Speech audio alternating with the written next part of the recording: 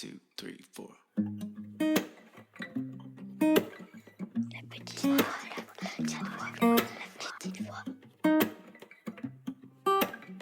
Bonjour et bienvenue dans cet épisode bis, histoire de prolonger la discussion avec mon dernier invité. Quitte à passer un moment avec des thérapeutes en les interrogeant sur leur parcours et leur métier, autant en profiter pour leur demander aussi des conseils pratiques. Dans cet échange, publié une semaine après le premier entretien, je retrouve donc mon invité pour évoquer une problématique concrète de bien-être ou de développement personnel. On retrouve aujourd'hui Christian Spitz, pédiatre, dont la voix familière a fait l'effet d'une Madeleine de Proust sur beaucoup d'entre vous la semaine dernière, si j'en crois vos messages. Alors pour cet épisode bis, je vous propose un extrait de notre rencontre, un extrait pas publié la semaine dernière, où il est question de notre rôle de parent, de comment l'on peut naviguer entre amour et autorité, bref, de ces questions que l'on se pose en tant que parent. Pour la plupart, les parents cherchent à bien faire. Mais ils n'y arrivent pas, ils ne savent pas comment faire. Et c'est là qu'il faut effectivement démêler l'histoire, comprendre ce qu'est l'enfant et porter les aides nécessaires. Et c'est là où il y a toute la dimension psychologique que vous évoquiez tout à l'heure. La dimension psychologique. Quand des parents sont psychologiquement perturbés, névro, je ne parle pas de psycho, parce que ça c'est encore autre chose. Il y a un manque de disponibilité. On est encore dans l'histoire aimer les enfants. Ouais, d'accord. Avant aimer les enfants, bien sûr, l'affection qu'on leur apporte, c'est l'intention qu'on va leur donner, très particulière, dans le sens des responsabilités. Par exemple, aimer un enfant, c'est savoir lui dire non à certains moments. C'est pas permettre tout.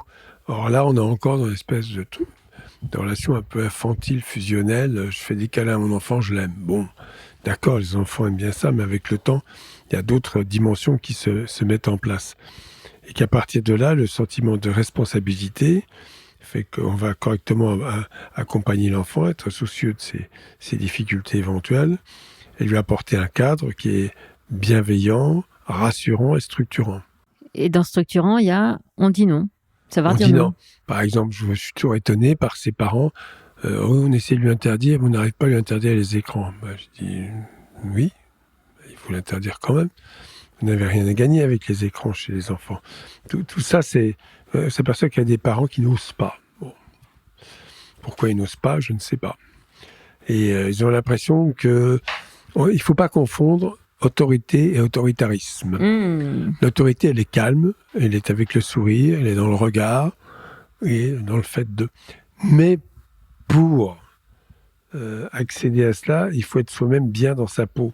C'est-à-dire bien là où on est, familial, sur le plan familial. Bon, je ne vais pas dire le modèle familial particulier, ce problème n'est pas là. C'est là où on est, en couple, bien avec l'autre, épanoui, dans son travail, dans sa vie sociale. Mais dans la vraie vie, si on attend d'être fini pour être parent, on n'est jamais parent. Je pense qu'il y a des gens qui ont des immaturités affectives, qui fait qu'ils vont être en recherche permanente de l'affection qu'ils n'ont pas eue, qui leur manque, des courses-poursuites autour du bonheur, qui sont en fait des illusions totales. Voilà. Et qu'en fait, le bonheur, c'est quand même extraordinaire d'avoir... tout le monde n'a pas conscience de cette mission de devoir élever un enfant pour l'aider à devenir adulte. C'est ce que je dis parfois aux parents. Quand les parents disent « oui, mais j'y arrive pas, il vient dans notre lit la nuit, tout ça », bon, j'explique aux enfants. Quand ils sont enfants, j'explique aux enfants parce que les parents ne comprennent pas toujours.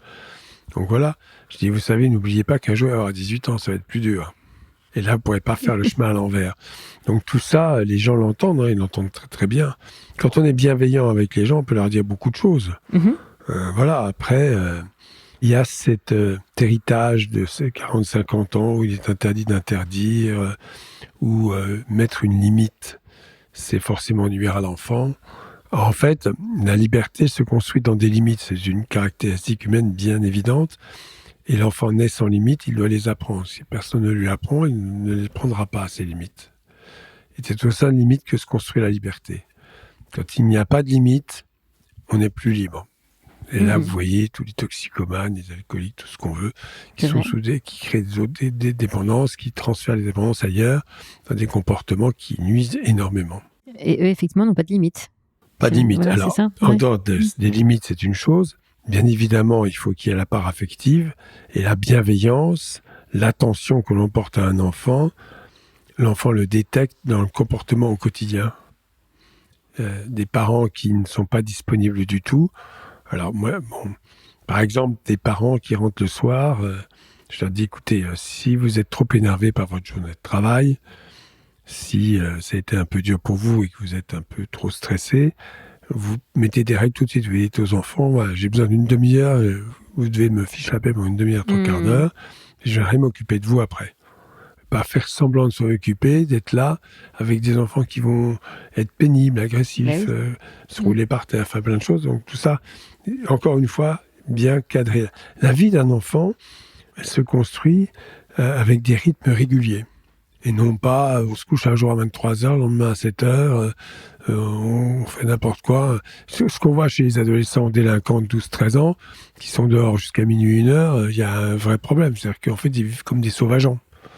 Parce qu'ils n'ont jamais eu ce cadre éducatif bienveillant. Mais le cadre éducatif tout seul, sans attention, sans bienveillance, ça ne fonctionne pas non plus.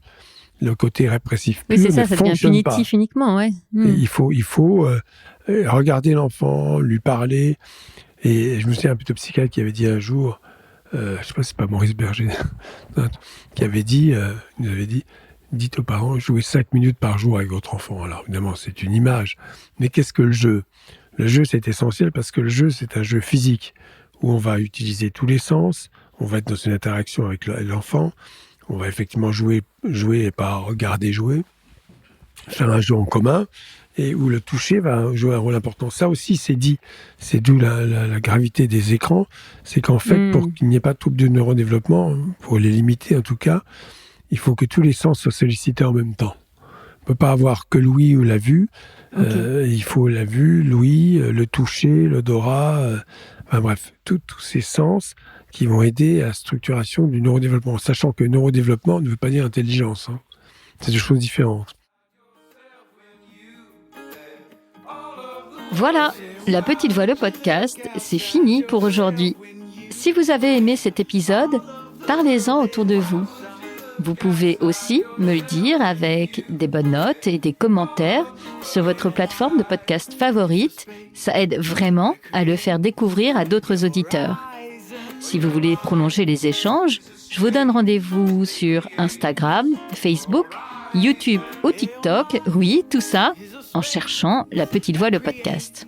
Encore mieux, abonnez-vous à ma newsletter sur mon site lapetitevoix.co.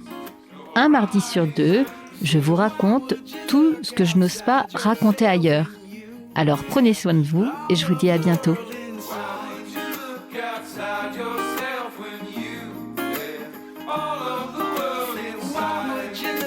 Outside yourself when you have all of the world inside. Why would you look outside yourself?